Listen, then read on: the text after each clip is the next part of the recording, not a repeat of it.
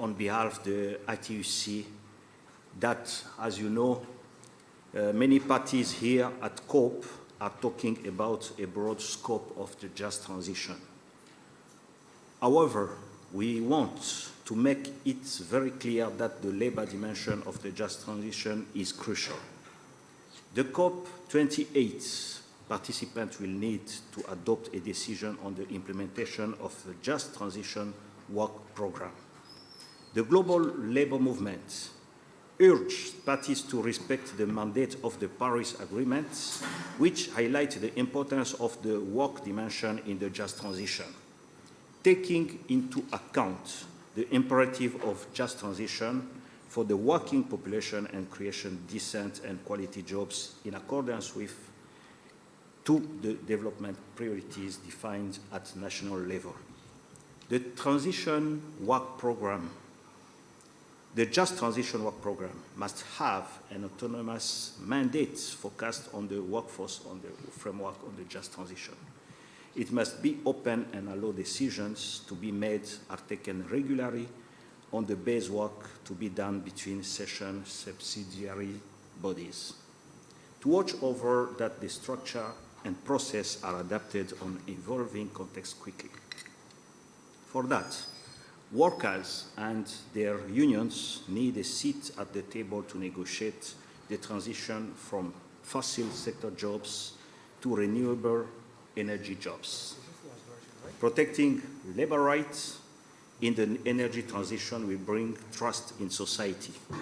The social contract with the workers that provides good quality jobs in the new sector's social protection measures for those that will lose their jobs and skill development policies where necessary. It will bring trust in the transition and make it possible to step up the path to reach the 1.5 degrees Celsius transition. We are here to express our commitment as the global labor movement to do everything for this just transition. That's why we are convinced that the COP28 has to decide on the implementation of JTWP, engaging with workers and their trade unions will contribute to stepping up climate policy implementation. In the same time, we support the need for sustainable development in developing countries, which requests a genuine commitment of international community to contribute for a just transition. Providing just transition policies such as social dialogue and social protection based on labor rights will guarantee social justice. We have already some good practices, but the way is still long. Let us work together to achieve our goals on that. ITUC is ready to engage the decision makers with our affiliates, our associate organization and partners. The commitment recently renewed by the International Labour Organization, the ILO, regarding the just transition and its official support for the guiding principles of the ILO for the implementation of policies and the just transition measures, which provides an international normative framework for the transition, the just transition, including all its components. The ILO is the United Nations agency that brings together governments, employers, and workers. So, comrades, distinguished guests, I would like, after to pose the base of this important discussion, and sorry for my English-French speak. Okay? So I would like just straight, I give the floor to one of the panelists. I say you can introduce yourself, but let me say Daniel Junquera. Yeah. You come from the Industrial Global Unions, but also a director of the Just Transition Center work with the ITUC. You have the floor, Diana. Thank you very much. He's my boss, actually, in the Just Transition Center. Yeah, but today here I'm with the hat of Industrial Global Union, not with the ITUC. So I would like to talk about the situation of how is the situation of the workers in the industry.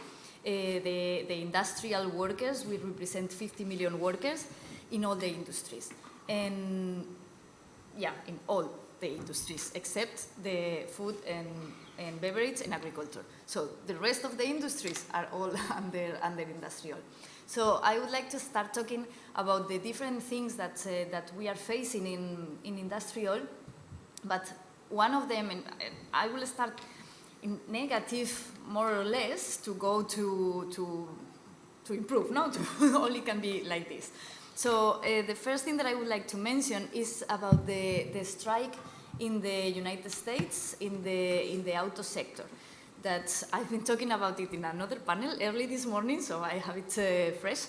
So this strike and what is happening now in the United States is that the workers from the three main companies in the automobile sector, the Ford, General Motors, and Stellantis, have been fighting for their rights, basically, and to be covered by the collective bargaining agreement.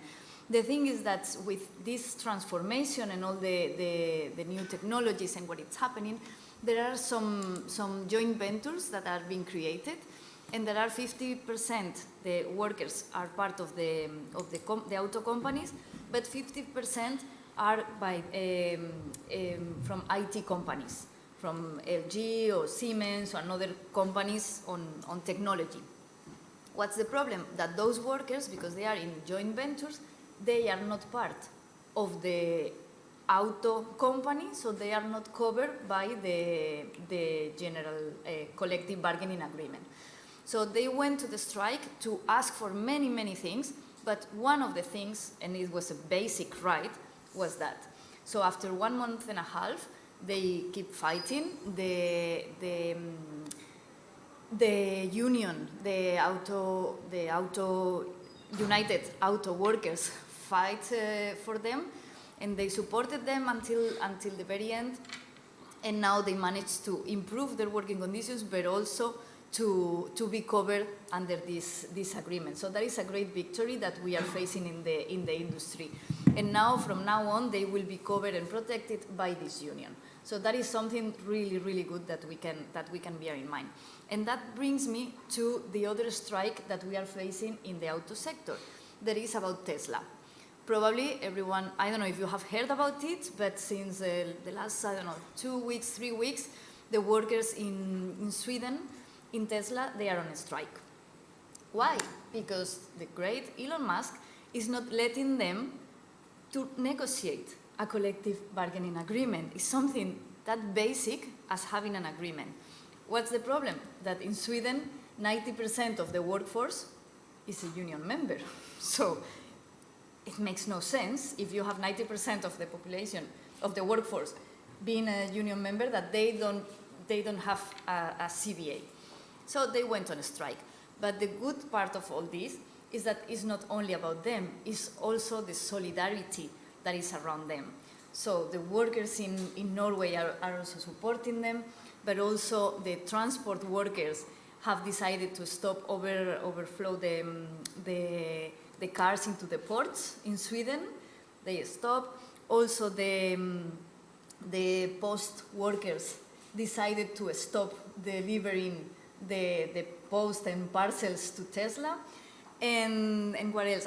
The electricity workers, they went on a strike as well, and they decided to stop giving the services, the maintenance, to the 12 workshops and to the 236 electrical chargers for the cars.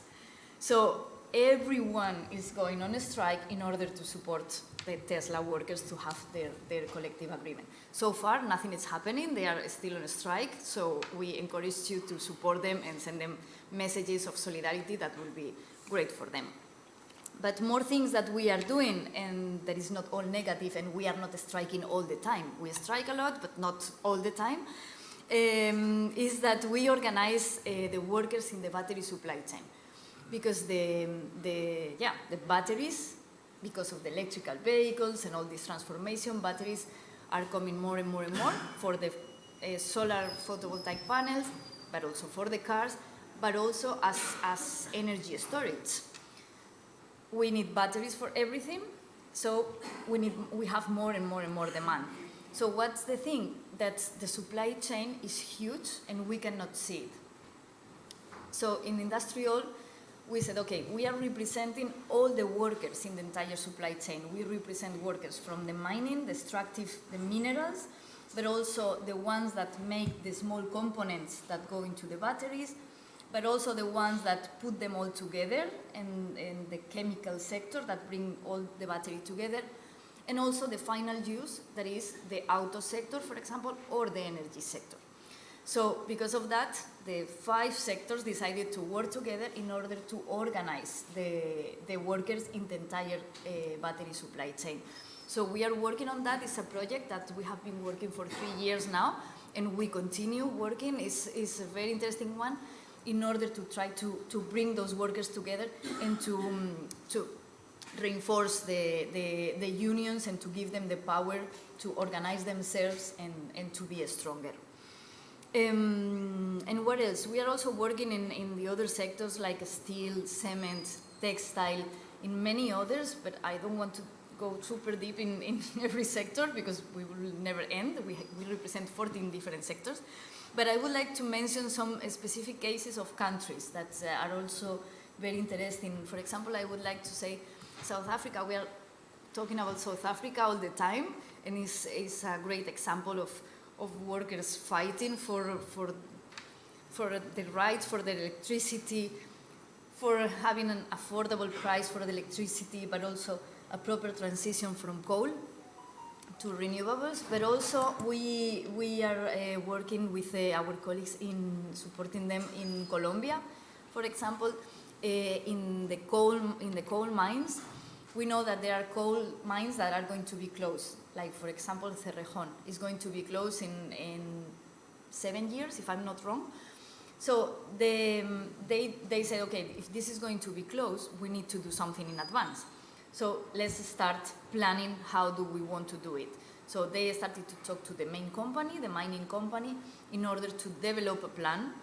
And they have also created kind of a Just Transition Institute together with the government. At the same time, the unions with the government in order to move together in Colombia for the energy transition. So that is a very good example, and the unions are very active there. Another example is in the Middle East and North Africa region. It's one of the regions that is this region. They are more focused on the fossil fuels because they have a lot, but they also have a lot of sun. So they are also moving into the transition. But the thing is how this transition is happening. So in countries like in Morocco or in Tunisia, they are moving, and it's moving fast, and the unions are very strong, and it's going more or less okay. But in countries like Iraq, for example, it's not that easy because the labor rights are not respected there. There is no social dialogue at all with workers. So our unions, they are very well trained. They know very well of what they are talking about. They know what they want about this just transition, about the energy transition. But they are talking to a wall. They are not able to enter into the government, talk to them and discuss and have a constructive dialogue in order to move forward in this transition. So in countries like Iraq, for example, it's been very, very difficult to work with. So yeah, so we don't give up, we keep fighting, and this is mostly the labor of the work that we are doing in Industrial Global Union. So yeah, I'm here. So if you have any question later at the end, I'm happy to respond. Thank you very much. Thank you. Yes.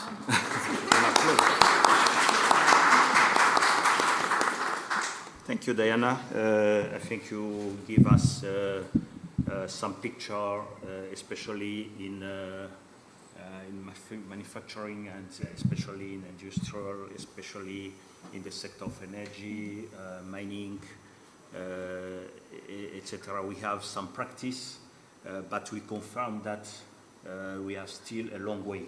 And I think that's why we are here and to discuss on it, because we need to do more action. Yes, I think we just passed through maybe all the panelists, then after we can give the floor to the participants if they have comments, questions, etc.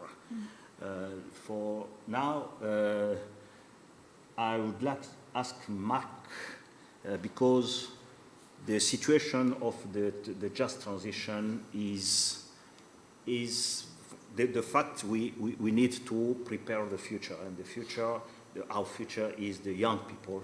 That's why you represent here, I think, the Yungo, and I'll give you the floor. Marco Lado Ramirez, if you want to say more about yourself, you can. You have the floor. Thanks, Eric. Am I hearable well? Close enough to the microphone. Yeah, maybe closer. Yeah. I don't have that level of pitch. Trying to save for the rest of the conference, staying here until the end. So hope we all arrive alive. So first of all, my name is Marco Lado Ramirez, as Eric correctly said. First of all, thanks, Bert, for inviting Yango, and thanks for my working group down there to selecting me to be speaking here.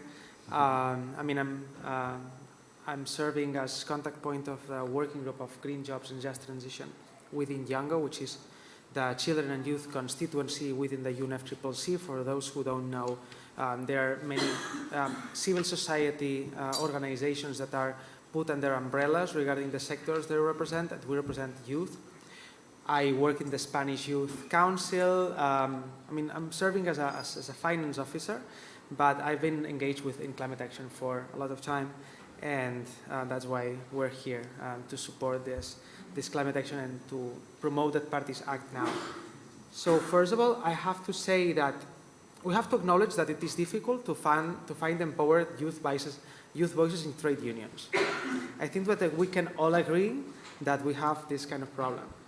I have been a member of a union since I was 18 years old, since I started to work as a non-formal educator in my local parish, and I joined Comisiones Obreras, which is the largest trade union in Spain, and we struggle a lot to make that the youth branch to be present in every local union and in every local sector. I don't know if Jazz is here from New Zealand, but he is also a very good fighter for youth representation within the trade unions. Our colleague Diana from Industrial, who is also from Spain, from UGT, knows pretty well what I'm talking about. With Juventud Comisiones Obreras, which is the young section of Comisiones Obreras, and RUGE, are quite new. Not more than 15 years. So it's something that is still a work in progress. Adult centrism is a problematic issue in organized civil society and trade unions as well. We call ourselves to be the oldest social movement, 200 years old, as we usually say. And we have to tackle adult centrism by bringing about the views of young people to address their own specific needs in the world of work and have them provide them with a space to fight for what they have to fight. Lower salaries, worse conditions of work, temporality, part-time jobs, jobs that are not fit to their actual skills and education, and also sectors that are isolated among themselves in a changing world of work that neoliberalism has put ourselves in. When we talk also about climate action, but we see a light that opens up for youth, not just to be a part of the conversation, but we have interlinkages on the world of work and climate action that puts us to be in the forefront. As you said, we are the future of, because we will live quite longer in front of us, and we have, and that's why. But I have to say that we are also the present. It's not just for us to be the future. Because we will live longer if the climate chaos doesn't get us in the middle. But we will have to tackle with this. So that's why we are also the present of the struggle. I am glad to say that in Spain we're kind of succeeding in having this intergenerational dialogue in climate action. We have some mechanisms to talk about it.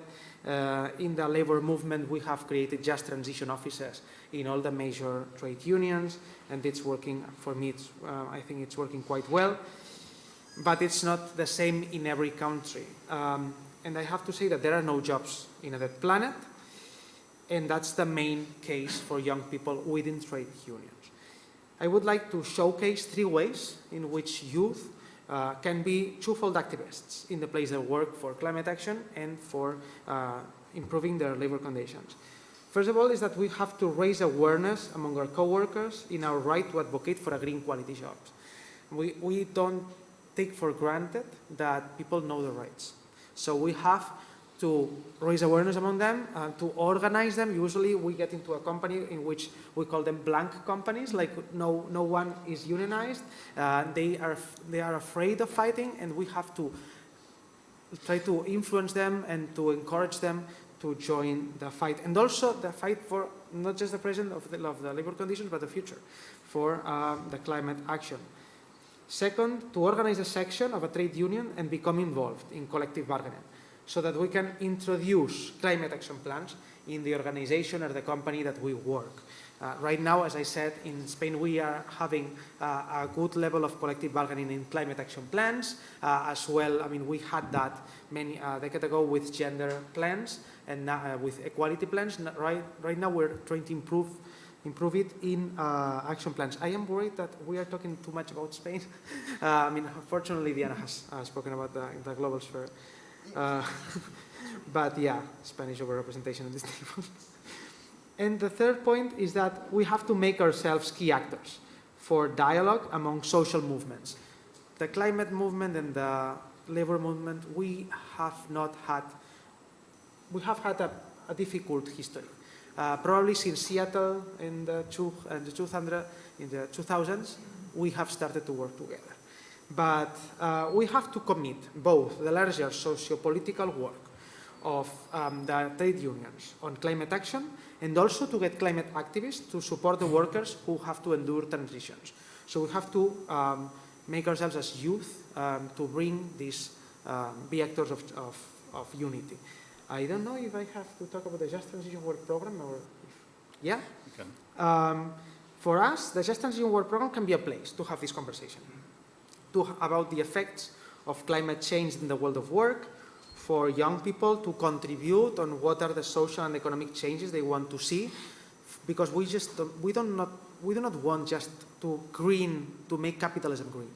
We want a pivotal transformation of all the social and economic conditions that we live in. It is an opportunity to support each other in the global sphere. I mean, that's why I am working in Yango, because it's uniting people from all across the world, from different national circumstances.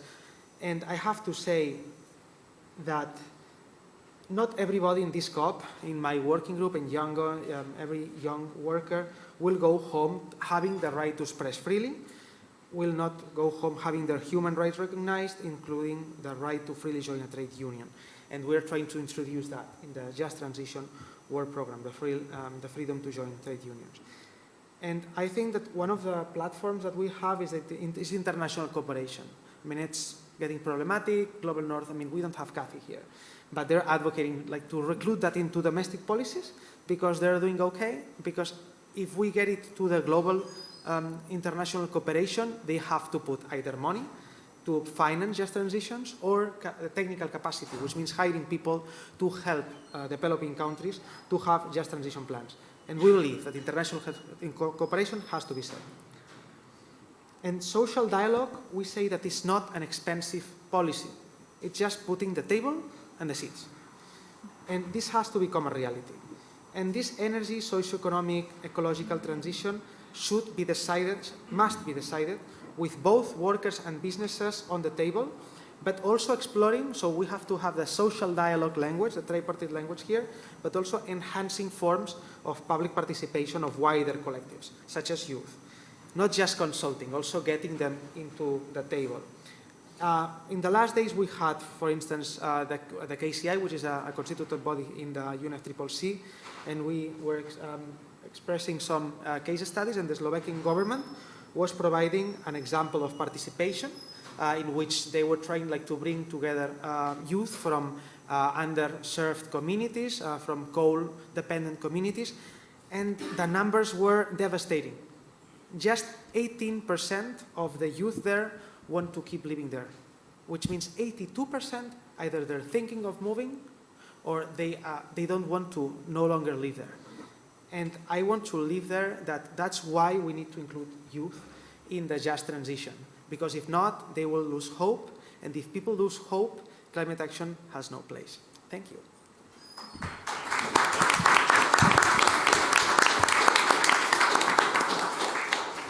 Okay, thank you, Mark, to highlight what as the youth you are already in action for yourself, but also for the future. So it's very interesting to hear from you that we have already have a link with the climate action and the link with the world of work. And also you mentioned explicitly that you are working also in terms of to set up the social dialogue, to respect the human rights, etc. It's in the line of what we want to have to deliver for a climate justice. We are in the same line. Thank you very much. Maybe we will get some comments from the assistant, and also maybe some question. We supposed to have more panelists, but they disappeared. I don't know why. Maybe we just waiting. Assad, we supposed to join us, but if yes, my friend, you can replace him, or we're just waiting and we can continue. Maybe you can join. You can start.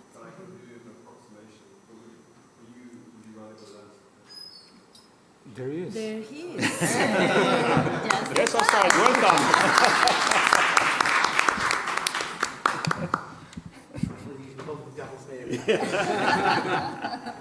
I am so sorry. Yes.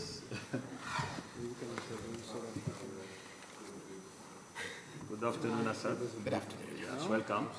Thank you. Yes, we just give you some 1 minute to If that's prepare all right. yourself. And apologies, we are having our big human rights action today. So Yes.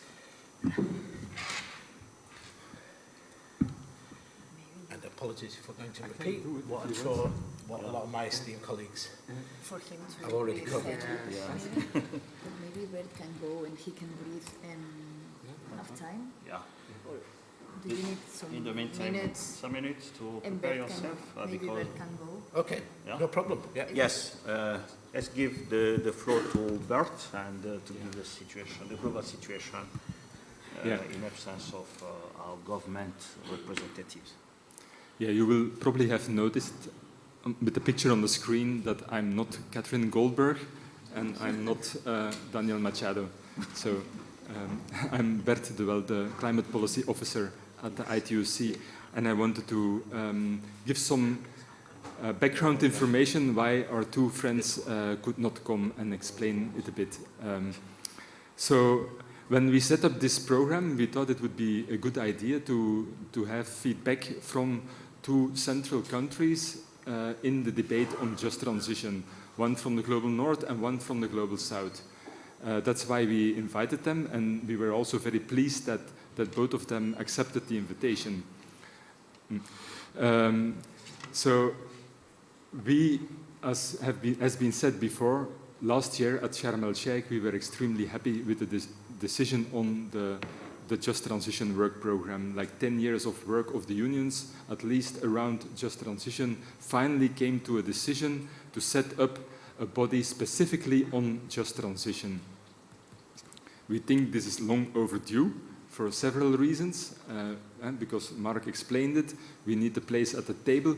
We are not just victims of the transition to be taken care of. We want to be part of the transition, and we think we have our place at the table. And also, many people are aware that climate justice, equity, is a crucial aspect to come to climate solutions. And that's where we come in, because we have the tools to deliver on this climate justice. When we negotiate wages, we negotiate the distribution of the impacts and the benefits. That's why we need freedom of association, the right to have unions at the table, why we think social dialogue is so important, and why we need to set up social protection measures. And this is part of the decision of Sharm el-Sheikh of last year, and we would like to see it here being made more concrete and set up for a work program that gives place for this discussion in the following years. And we thought that Catherine and Danielle would be good persons to illustrate this. Both of them have in their countries very good examples, because we want to show to the negotiators that you have to do it on the ground. It's maybe a bit sad for you, but and all the 100,000 people registered here, we are not going to save the climate here at the COP. So if that's the reason you came here, sorry, I have to disappoint you. It will not happen here at the COP. It will happen on the ground, in the companies, in the families, in the communities, where we have to take these hard measures that need to be done. And that's where Just Transition is about, implementing these measures on the ground in the communities. And we have seen like a huge push in the US with the IRA, the Inflation Reduction Act, engaging with workers in these sectors. So we thought it would be they would be well placed to illustrate why you need this global framework for these national policies that actually need to deliver the climate justice and the just transition programs. And the same with Brazil. Also there with the new government, we think they have many good examples to promote the need for just transition. And we are very happy with the G77 countries. So Brazil is one of the most important countries representing the G77 countries. And it's important to stress or to indicate that this Just Transition work program we have due to the G77. So if it was not for the G77, we would not have a Just Transition work program. It was pushed by these countries last year at Sharm el-Sheikh. So we are very grateful for the G77 for having put this on the table and for having made this real. We notice in the meantime that especially the group of Global South countries are broadening the definition much more, including focusing on sustainable development, poverty eradication, the SDGs. And we think this is 100% legitimate. That's what we exactly need. We tend to use the metaphor at this moment. It's two sides of the same coin. We cannot have just transition only in Poland or in Belgium, in my country, when it's at the detriment of trade relations, economic structures that are making other people in the world poor. So we think that both dimensions are crucial, and that we have to deal with both of them in the Just Transition work program. And that's exactly now one of the reasons probably why they could not be here, because the negotiations on the Just Transition work program are not going very well. There is not an agreement on the text that's being put on the table, and we are now waiting for the G77 to present a new version of the text. They have also invited us to provide material for their proposals, and I think we already have done it several times, explaining the role of the ILO, the instruments that I was mentioning about social protection, social dialogue, skills development. So these are the elements of the labor dimension, but also of the global dimension that all of the trade union people here in the room know very well that we are pushing for them on a day-to-day basis. So that's my short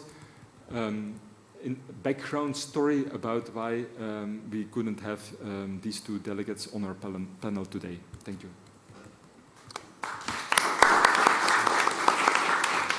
Okay. Thank you, Bert, to give us the overview of the background and the overview of what is done, but also what we need to do, especially in this COP28. Thank you. Just now, I think you have time Sure. to prepare yourself. Yep. Assad, you come from War on Want. That's the Exactly, truth, yeah. yes? Yeah. So, welcome, you have the floor. Thank you, Eric, and apologies again for should have finished a little bit earlier on that action. So my name's Asad Rahman. I'm from War on Want, and it's great to be, of course, whilst we may not have the party representatives, with comrades from the trade union movement. War on Want was actually founded by the labour movement, by the trade union movement in the UK, and we work with a global network of partners and frontline communities of social movements, from local trade unions and national trade unions on the front lines of workers' rights, on extractivism, food sovereignty, and also the economic drivers of our global financial architecture, trade, tax, debt.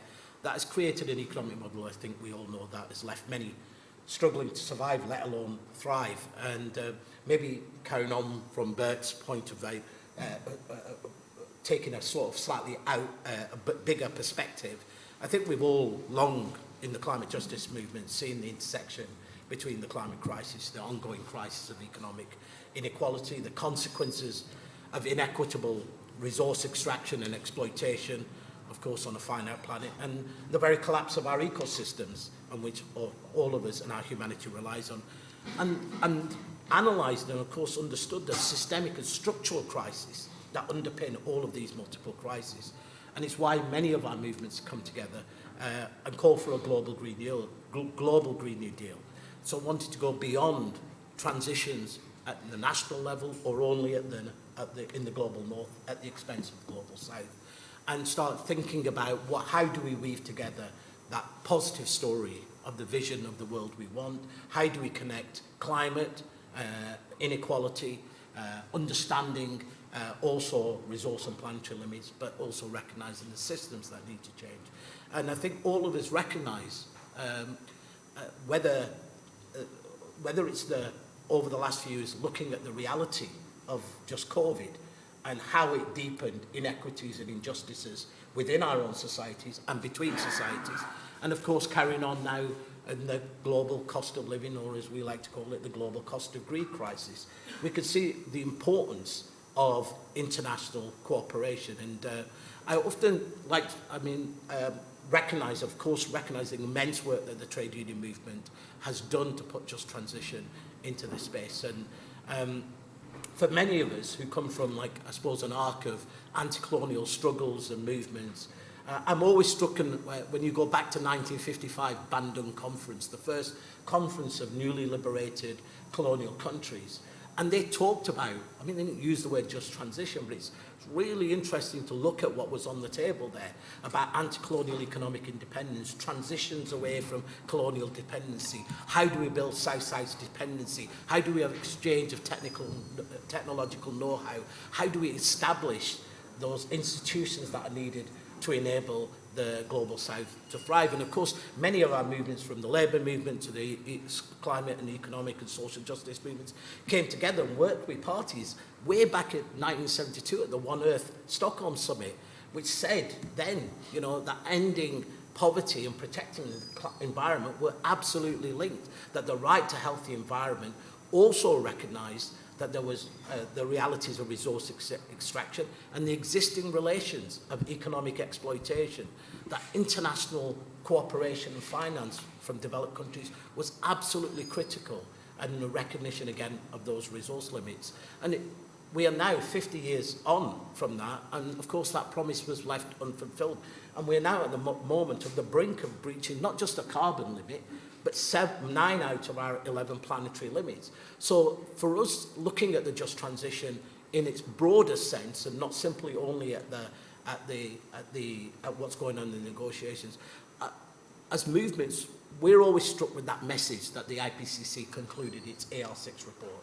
It said change is now inevitable. The only question is what kind of change? And I think all of us would add another sentence to that, and who pays the price? Because we know that when change has happened and this change has been imposed from the top against people, on people, it's been poor working people and people of the Global South who've paid the heaviest price. And that's why absolutely critical that our voices have to be heard in this discussion. Because ultimately, that's the discussion that this Just Transition Working Group is tasked with. Will it be an unequal and unjust transition, reinforces all the inequities and injustices that over centuries have been baked into our sort of economic and political systems, that have led us to record levels of inequality, of life being shaped by gender and racial disparities, where promises made in the Universal Declaration of Human Rights, the Sustainable Development Goals, all of these promises remain unfulfilled? Or will it be an ambition for a much more ambitious, more ambition for a vision of a better society? So absolutely, we must continue to push, of course, for that central guardrail of 1.5 degrees to be in there, but a fair share response. And as the IPCC itself noted, that can't be limited only just to transition away from fossil fuels. It's a transition away from fossil fuels, but such a transition should not undermine social justice, they said. In fact, they said social justice and equity are critical to climate actions and climate justice. We know that transitioning our systems requires us also to transition our food systems, to make energy and food a right for everybody. So no longer do people, even in the global north, ask, can I heat my home or feed my family? And people in the global south, we're able to address the centuries of denial of basic rights such as food and energy, which should be universal. So we know, and we live in a deeply unequal society, and I was hoping our American colleagues would be on here because I was going to talk a little bit about how in this transition we really have to talk about those economic structures that underpin this conversation. Scientists and academics have said, look, the unequal exchange between the global south and the global north, are about 2.2 trillion a year. They add up to about 62 trillion since 1960 alone. If you account for lost growth in the global south, it's about 152 trillion. If you start to add up the overshoot of the carbon budget by the global north, which is about 3 times more than its fair share, and if you calculated that calculation would be about $192 trillion. If you looked at extraction of resources and labour just from 1990 to 2015, between the global north and the global south, that's been calculated at 242 trillion.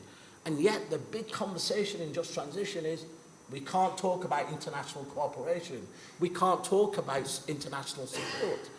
Absolutely critical to this conversation is international support. And as such, absolutely, as civil society, as climate justice movements, very much support the G77 and Brazil and South Africa and the others for wanting to and needing to put that as a centre point. And I hope all of us will continue to do that. You may remember Philip Alston, he's the UN Special Rapporteur on Extreme Poverty and Human Rights. He did a report in 2019, and it's shocking that it's become so true. And he said we risk, and he was talking about the intersection between why tackling inequality, poverty and workers' rights was so central to tackling the climate crisis. He said we risk a climate apartheid where the wealthy will pay to avoid overheating, hunger and conflict, and the rest of the world is left to suffer. Climate change is immense, but largely neglected implications for human rights. The right to life, the right to food, the right to housing, and the right to water. And from movements, I think that's the story we have to begin to weave. Because, to be honest, speaking amongst our comrades and friends here, we know we're losing. and we're losing badly everywhere. And then the narratives of the far right, of division and bigotry, are growing. Labour standards and workers' rights are under attack, not just in the global south, but in the global north. We see deepening inequality and injustices, and we see that those who promise walls and fences and ethno-nationalism are growing everywhere.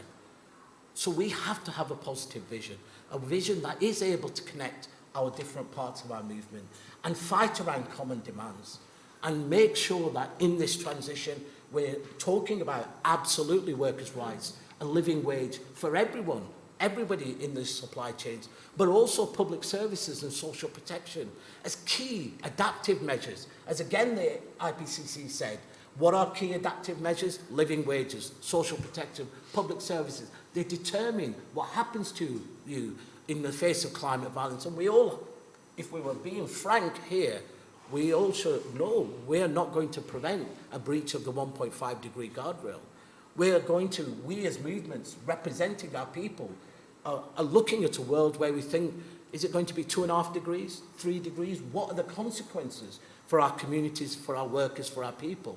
How do we build a resilience into our communities for those things? And those are the fights of the labour movements of over hundreds of years. And as a workers' rights organisation, we always say to our comrades in British trade unions, on our banners, it doesn't say workers of England unite, it says workers of the world unite. And I think just transition is that opportunity for all of us, for workers and social movements to be able to come together around a common agenda that talks about those things but also says the right to food and energy should be a public good. That actually the only way to transition our food systems and our energy systems, you need public ownership of those. It's not possible to look only to the private sector. The transition is not going to happen fast enough, swift enough, democratically enough that will enable us to tackle those issues about energy poverty and access that blight us. So I look forward to this moment in the transition where this will be the new loss and damage, this conversation. This will be the fight that actually is our collective fight about the vision of the world which comes next. Thank you. Thank you.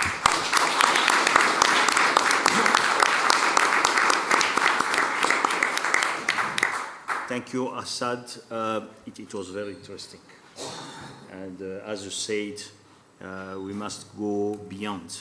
It's not, we must to see the transition on the broad sense, addressed to inequality, poverty, hunger, and it's not just to say go out of the fossil fuels, etc. But if you have, we need to have a better society.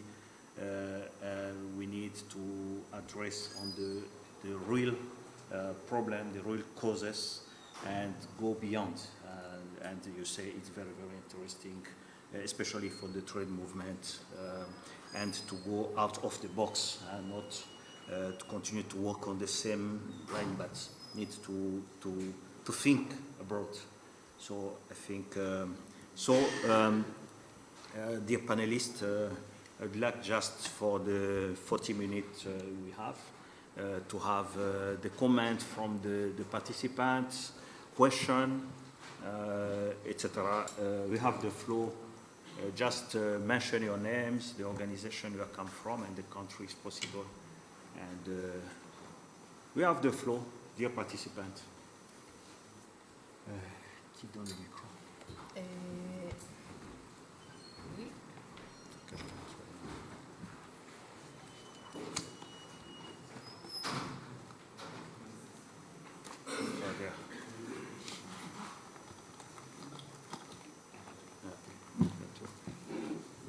Who's courageous? Madame. Thanks very much, panelists. Sari Saranen, Unifor, Canada. I'd like to thank all of you for sharing your thoughts on just transition and what that means for workers of today and workers of tomorrow. I really enjoyed, Diana, your examples. Is there plans, either Industrial Law or the Just Transition Center, of putting together guides, best practices that can be shared with the trade unions across the world on how do we tackle so that we don't have to always reinvent the wheel? Yeah, sure. Respond. Yeah, sure. Yeah, because actually this is nothing new. We are talking about just transition now, and it looks like we are inventing something, but this is not new. It has been happening the entire life, but we were not calling it just transition. Yeah, in industrial, we have in both places, of course. In industrial, we started in 2019, I think, creating a guide for unionists on just transition. So it was having the basis of what just transition means. What is the definition?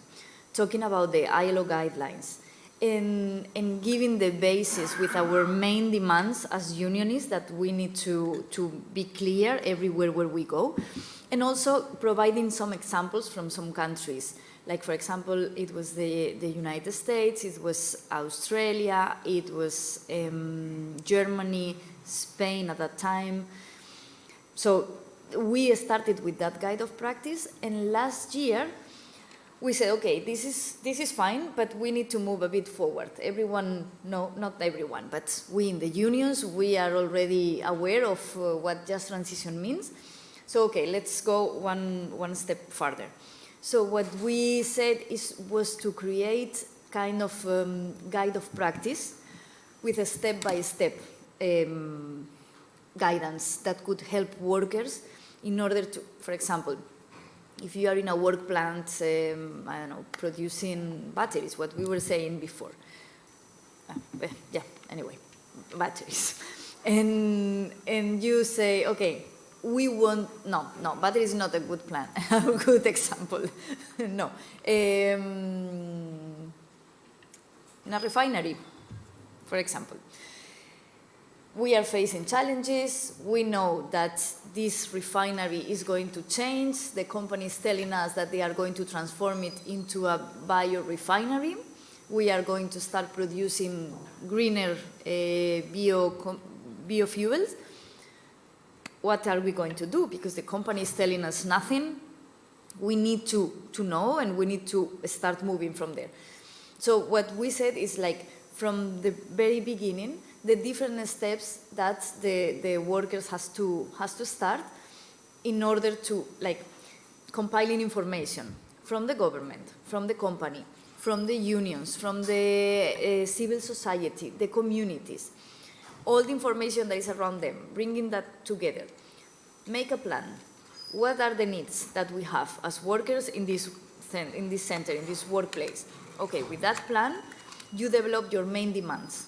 And you go to the company, you talk to the government, and you start making the different steps. So we developed this guide that also have some milestones just to suggest the timing that will be recommended to have, and to check to-do list, like to check the points when you are going through all of them. And also it has a text to help in the collective bargaining agreements that they could include, that they could copy from other countries, and other examples that they could include in their own negotiations. So that is where we are in industrial. In the Just Transition Center, we are also working on supporting the affiliates, and actually the initiative that we developed last year was about the energy sector as well, and jointly we did it together, ITUC, ELO Norway, and Industrial, and it was about the jobs in renewables, because we know that many jobs from fossil fuels, from coal or oil and gas, are changing, are moving to renewables, or is what we are hearing, but we don't know to what type of jobs. And we don't know in the entire supply chain of the coal or the oil and gas, the supply chain of the renewables. So we started comparing and started an analysis about the new technologies that are coming, like, for example, the wind offshore and onshore, the hydrogen, the solar photovoltaic, and the batteries, and the carbon capture storage. So we developed different workshops to provide information. We also had experts from IRENA, from the International Energy Agency, but of course our unions that are the most expert ones when we talk about this. They help us a lot in the different cases and technologies in the different countries. So with all that information, we also develop a guide with some recommendations that could be adopted in order to know more of that. So yeah, there is a lot of information that we are doing, and that is outside there for you to help you in the transition. And we are always here available. So yeah, thank you. Thank you, Diana. Another question, comment? Yeah, comrades? Okay, yes.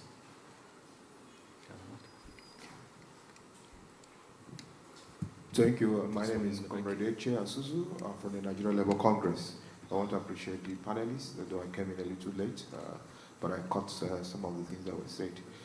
For me, first is a concern that actually came just before we entered the room, where we were in a SB meeting with Brother Bert, and the question was asked about the expanding definition of just transition and the implications for the workforce. And I think that question was avoided at that meeting, or maybe it was omitted, but we made attempts to ask that question. But for me and for us in Nigeria, it has a lot of implication. The implication is that we are seeing a trend of exclusion of the workforce from the discussions of even the just transition. Now, just transition is just is a big part, yes, of the whole global climate change discourse. But then, for us, it's very important. But then the situation where it's being discussed, but the workers are not in the room, gives us a lot of concern. And I think it's something at this conference we need to really take up. It's very important. Then for us also, we need to bring the hybrid between, like my sister was talking about, the negotiations going on in the workplaces, compilations, and then social dialogue and all of that. It's very important. But then also I think the other side of health, the health implications of the current impact on workers. We're talking of loss and damage. Who is talking about the impact of climate change on workers in terms of social protection, in terms of some mechanisms to protect workers, those who are already affected, those who are being affected, and those who will be affected in the future. There should be some canopy to cover that. For us in Nigeria, we have workers in our documentary. We will be doing a program on the 5th where we'll present a documentary from oil workers from different oil platforms in Nigeria complaining that the gas flaring is affecting their health, and nobody's taking note of that. I think it's very, very important that we also raise it as a concern in this conference. Thank you. Thank you. There's Madam there.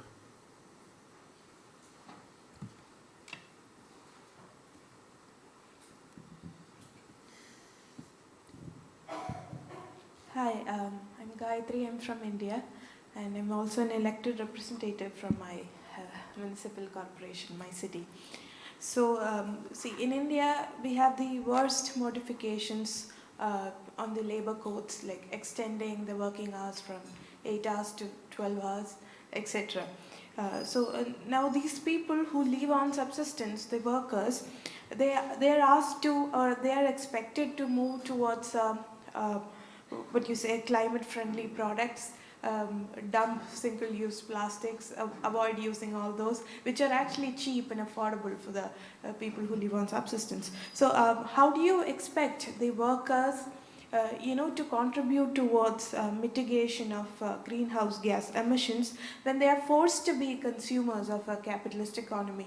And what can be this question is towards Mark, this final question, that what can be the role of youth in this regard? Because being a young politician or maybe a young elected representative, I would like to know what the youth can contribute in this regard towards the workers' social protection and the pressure that they are facing to mitigate methane emission, to mitigate GHG emissions, but again, all the affordable products are contributing towards the worsening of climate. So, yeah. Thank you. I think the question is clear. Yes. Because I had a lot in mind. Yeah. No, okay, thank you very much, sister. I think you have the opportunity to respond on some questions, but also the comment made, by example, by Eche Maybe we have two of the panelists to react on it. If you have another comment, then after I will back to the panelists. Another comment, question? Oui, mon frère. Oh, sorry. D'abord là, alors là, et puis. Yeah. Dirk.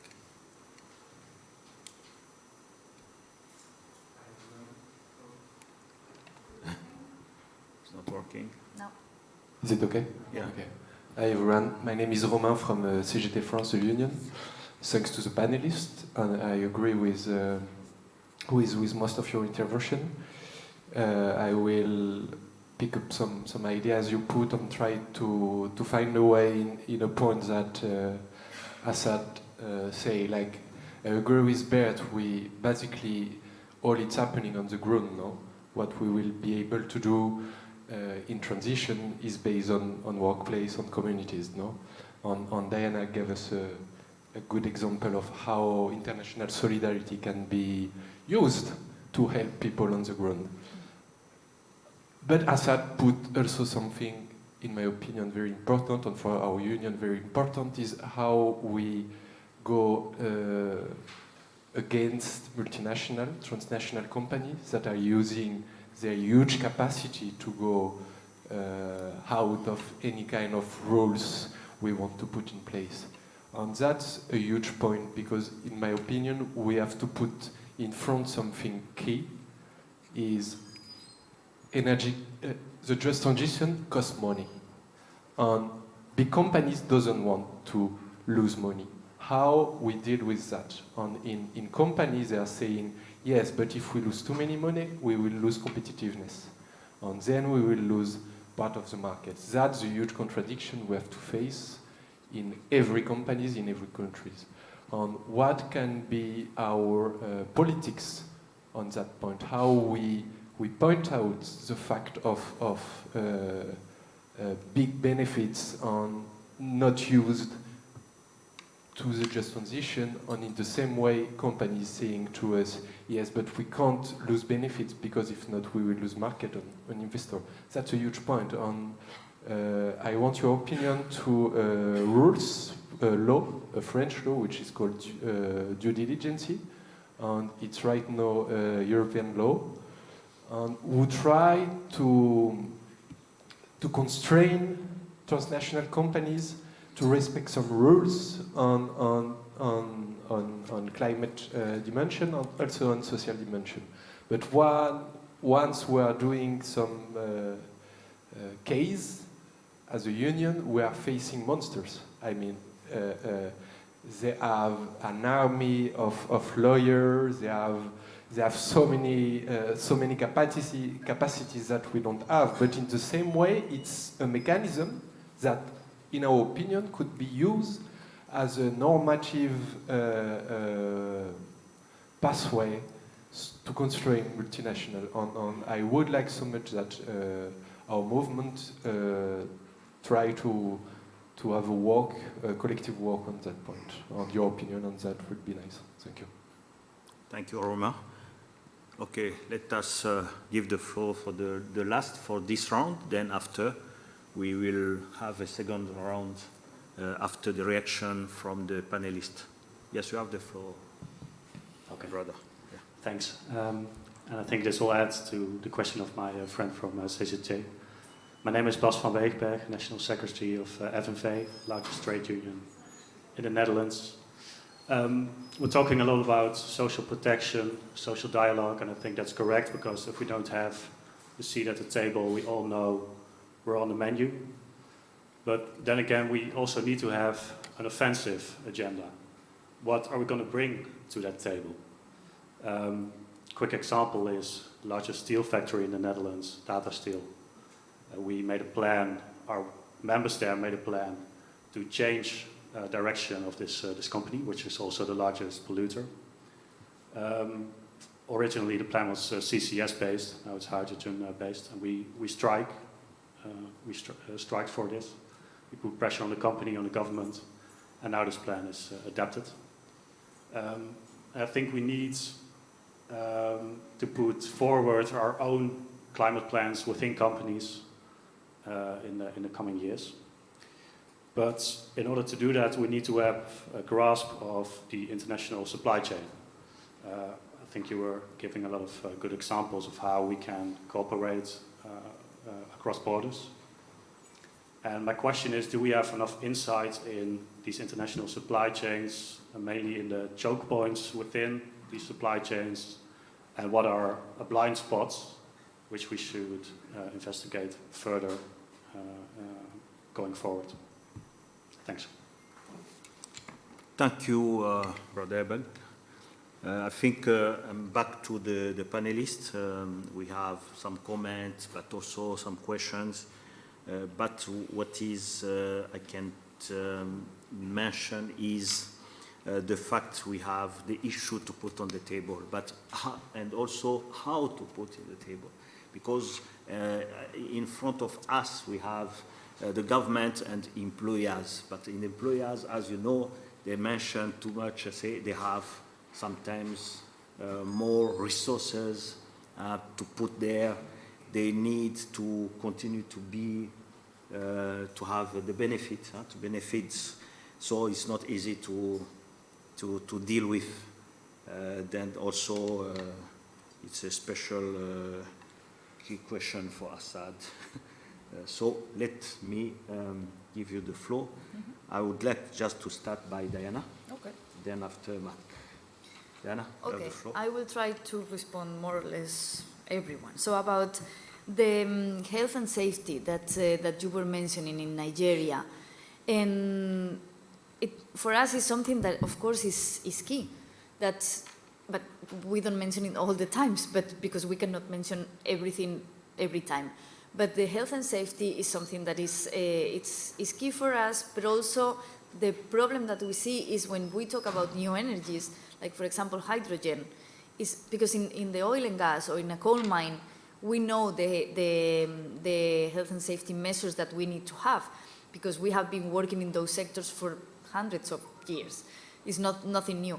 But when we talk about these new energies, we are not that deep in the knowledge of that. So it's something that is one of our main concerns as well. So it's good that you raise it.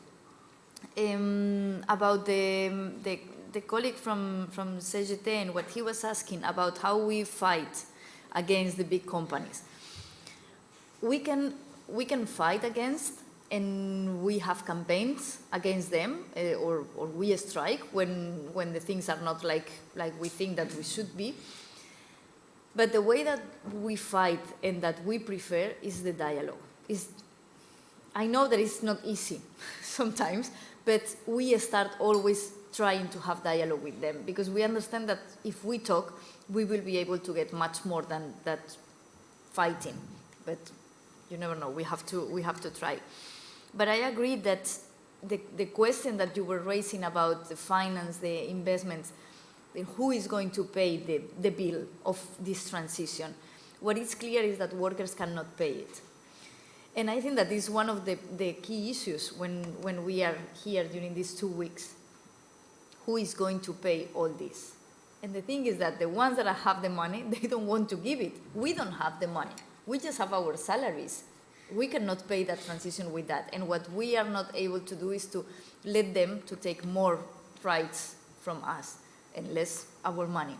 So I don't know the response. But what I know is that workers cannot be the ones that pay the bill. And the third question that you were mentioning about the third comment about the due diligence law in France and now in Europe is something that I would like to link as well with the supply chains that someone was mentioning as well. And I think that is key that we also focus on the supply chain, because we can also see the surface in the companies, where we are. But along the supply chain is huge, the amount of workers that there are and that they are not protected and that we don't even know where they are. And as the colleague from FNB was mentioning, there are a lot of blind spots. So how can we do that? On our side, the way that we can do it is organizing better, organizing more, and be stronger.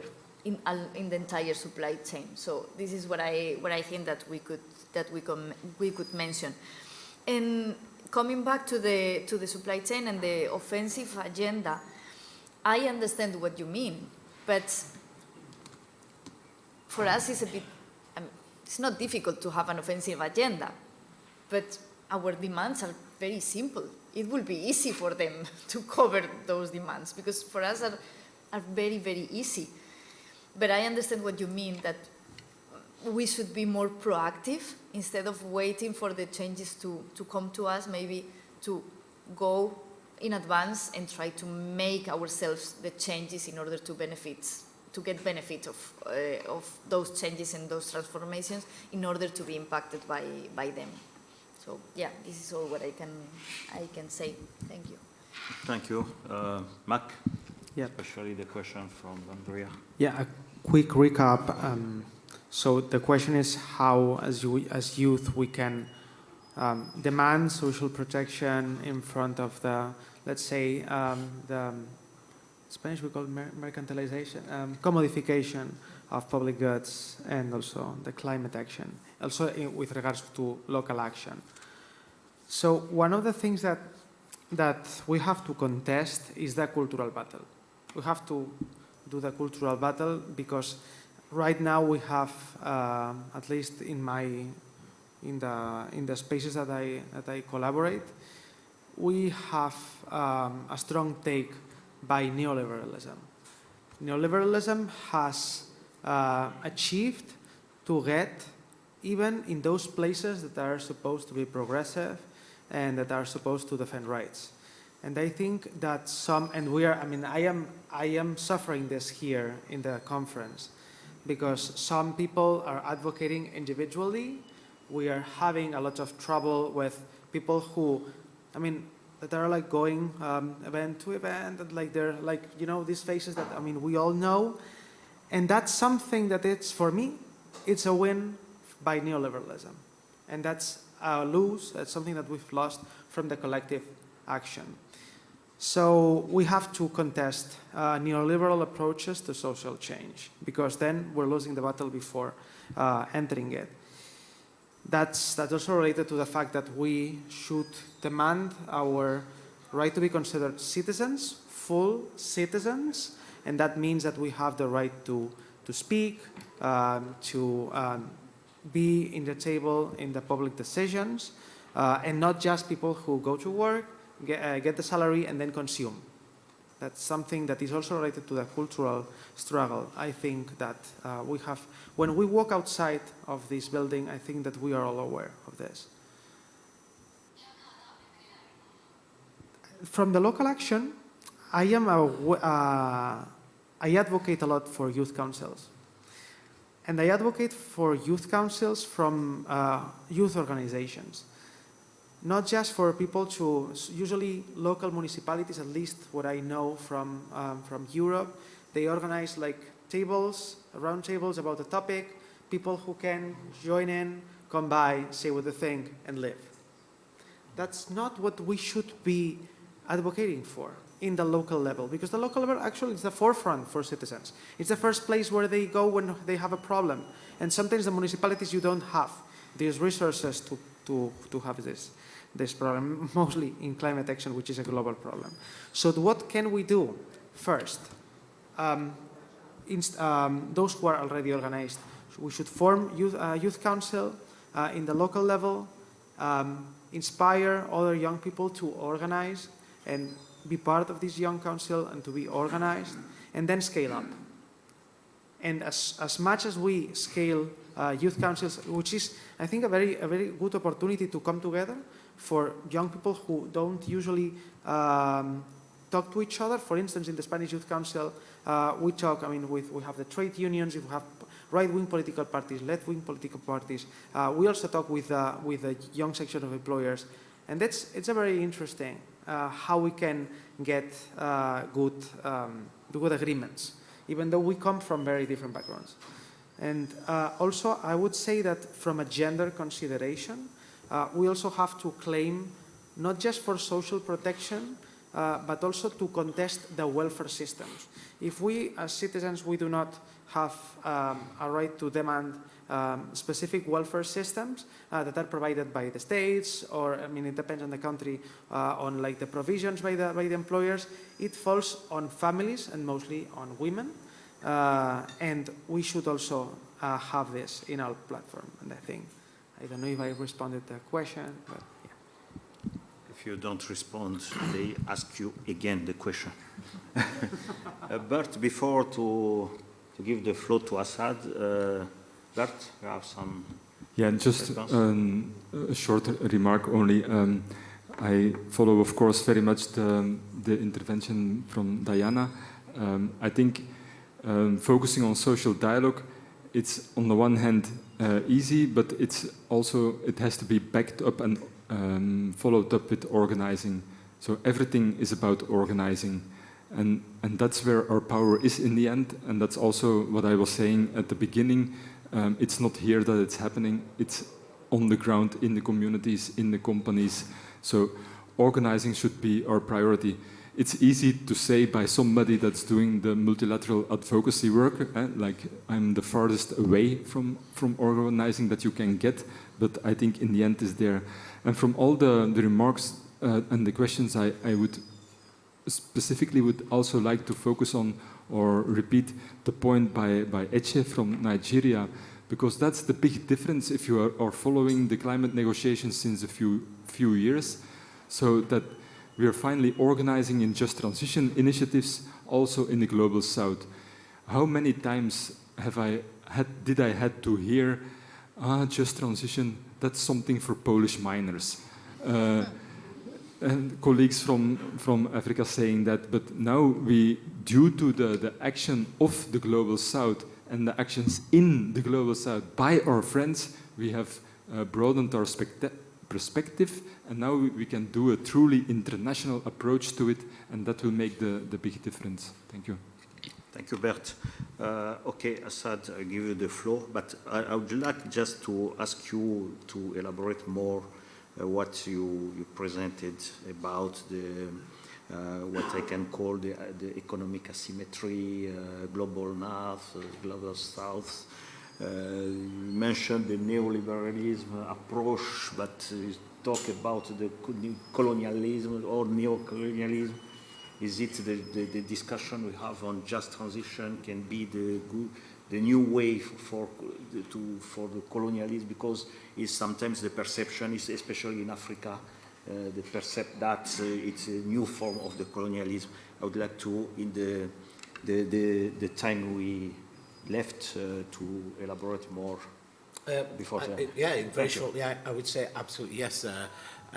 We actually have a report on mineral wealth and across the continent of Africa, and more banks and corporations in the UK own more of the wealth than the entire GDPs of every sub-Saharan African country put together. This is the new neocolonialism, absolutely. And when we think about those transitions in the global south, how do we not recognize the trap that many countries of the global south, even if they wanted to transition, are trapped in, right? Servicing external debt. We saw that reality during the COVID, not being able to use the very tools that the global north was using, investing in public services, protecting jobs and furlough schemes, etc., because they were servicing external debt. And now we're saying, well, those very same commodities are the ones that, of course, we're going to move away from, and yet that logic of extractivism requires them to constantly be extracting much more and not benefiting. We know that. And therefore, even the transition, when we talk about materials, has to be done equitably. We say, and our movements say, the answer is not in electric batteries, right? The answer is asking much bigger questions around energy and who owns energy, what is energy for, the arguments about public luxury and private sufficiency is the only way we will have an equitable sharing of that. And the reality over there in the negotiations, where we know that majority of climate finance is in the forms of loans, which creates more debt creation, and that in the conversations around enabling conditions for private finance. Well, we all know what the enabling conditions are. It's a weakening of environmental and labour standards. We saw, a reality in Sri Lanka, of that collapse of multiple debts and climate impacts. And we saw exactly what the IMF said to them. You need to weaken your labour standards. You need to weaken your environmental standards to attract private finance. We know that that's the neoliberal message and recipe that is being pushed even under the name of the transition. So I think, there has to be first a recognition from parts of the environment movement, I would say not from our part of the climate justice movement, that for too long that they talked or saw workers as being peripheral to the climate fight rather than being central to the climate fight. And our movements have tried to reorient the climate space and climate justice groups to recognise that this victory and this fight, whether it's in terms of organising or whether it's in terms of the transition, is never possible unless it goes through and with the labour movements. That's absolutely critical. If we talk simply about questions of building power, that has to happen. But unions by themselves also need other power as well alongside it. And, I was one of the organisers of the COP26 coalition, right? And when we look at those protests in Glasgow, I hope that the union movement looked at that and saw a very different environment movement, that it wasn't just environmental organisation with banners, actually it was the trade union movement that was centre stage in terms of that. That's because that was a conscious effort by the climate justice movement of linking, of taking climate justice activists onto picket lines, of ordinary workers striking around defending public services and living wages, of moving the climate justice movement to recognise that fights around ending privatisation are vital, like in the UK around transport, is a climate justice fight. And it's really, really critical because, we work with trade unions, for example, in Bangladesh, Sri Lanka, Pakistan, around the garment sector. We've got a report, if you haven't seen it, with Fashioning the Future, where we actually work with grassroots trade unions, saying this conversation about just in the fashion sector, you've got the people in the global north who are saying, well, the answer is either not to consume as much, don't buy as much, or brands saying, well, we're going to green the product, but we'll never green the factory. Right? Well, that's what we'll do. We'll make this about green carbon and cotton and blah, blah, blah, but forget health and safety, forget living wages. And grassroots workers and trade unions saying, you're talking about transition and we're still fighting for a living wage here.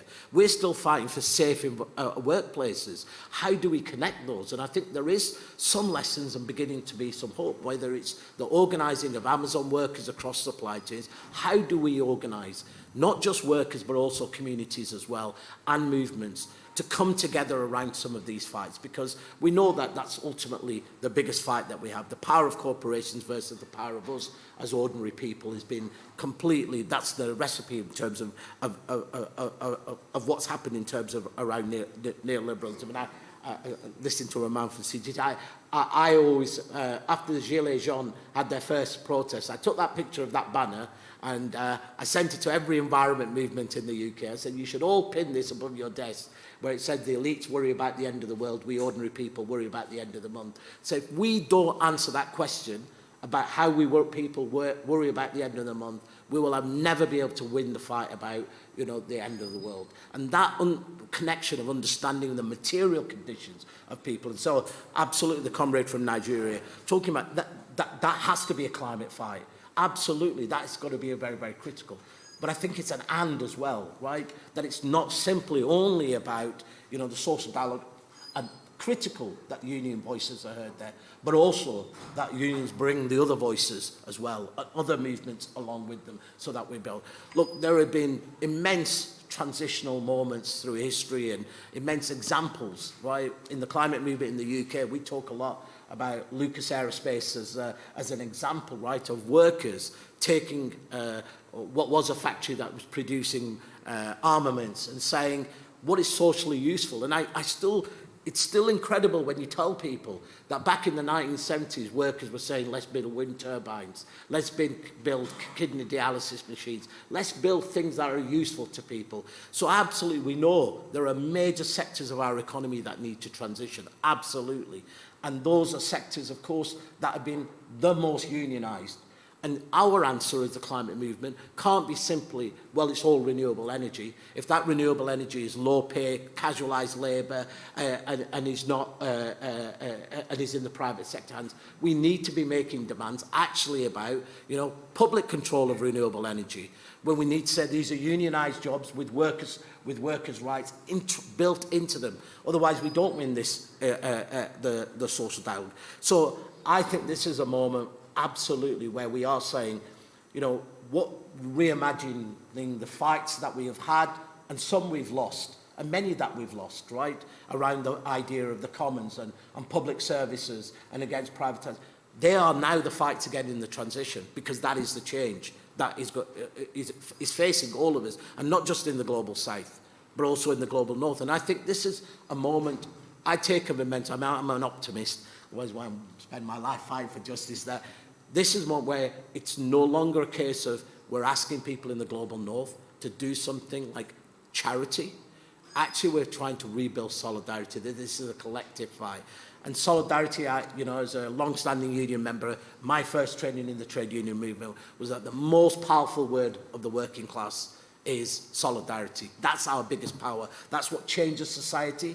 But to build solidarity, you need to organise, and I absolutely agree with you. Organising is what builds solidarity, but organising not just at the factory gate, but also beyond the factory gate into the community as well. And that unity of the movement of movements, I think it raises immense possibility. Milton Friedman, the architect of neoliberalism, you know, very famously said, only a crisis, real or perceived, produces change. And he said, and he was speaking to his acolytes, and he said, our job is to keep our ideas and policies alive until the politically impossible becomes the politically inevitable. And I think that's what we've got to do, because neoliberalism's biggest victory is not just what it did structurally to our economies and our societies, but also what it did to our ability to be able to have that bigger vision. It made us retreat into material, simple fights. And the trade union movement was never that, right? The trade union movement was, we fight here for better conditions, but we also want to transform the world to a more equal and just thing. And that, I think, is reimagining whether you want to use the anti-imperialism, anti-colonial, or a just transition. Sorry, I finished. This is where I think there is real hope for us all. Thank you, Assad.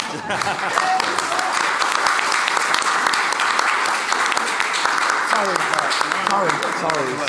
No, it was very interesting. I tried to answer all of them. Sorry, I'm so sorry. Thank you, Assad. I think we can close by your interesting intervention.